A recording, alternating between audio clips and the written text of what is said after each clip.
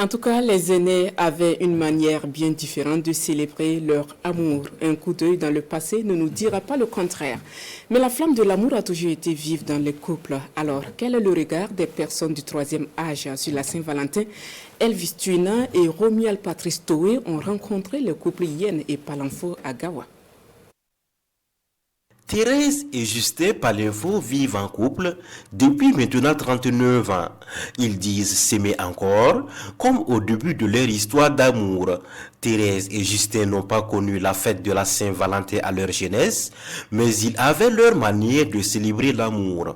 Bon, avant, pratiquement, on ne parlait pas, à ce que je sache, on ne parlait pas de Saint-Valentin, mais on échangeait plutôt des enveloppes qui portent des fleurs à la campagne. Dans le temps, c'était plutôt romantique.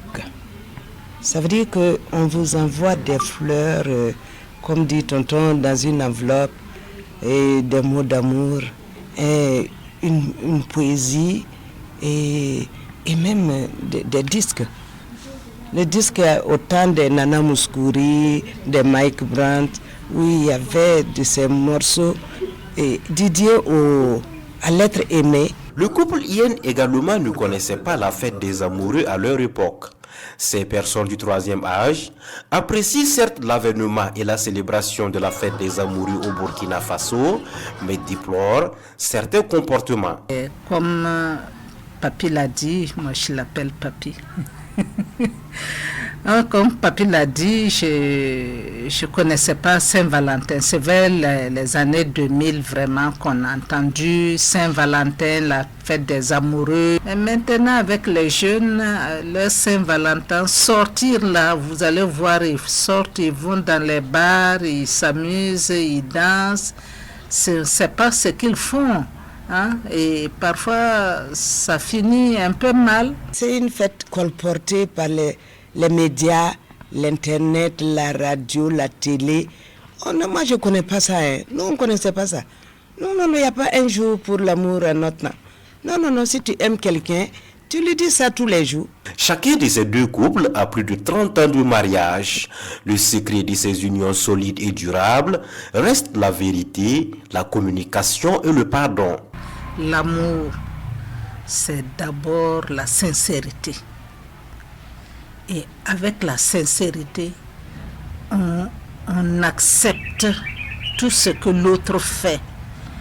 On accepte et on donne le pardon. Les jeunes, je vous dis, il faut la communication plutôt.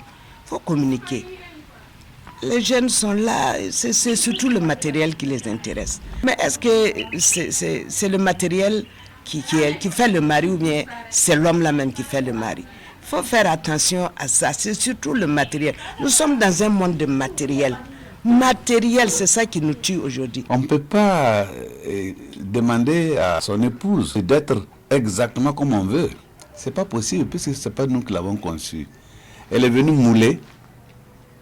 Alors, vous êtes venus mouler, vous vous êtes rencontrés, donc vous êtes obligés de vous tolérer, de vous supporter mutuellement. Les couples Yen et Palenfo invitent également les jeunes générations à emboîter les pas des aînés dans la construction de relations et de foyers solides, à même de résister aux turpitudes de la vie. Et cela passe par la sacralisation de l'amour et du sexe.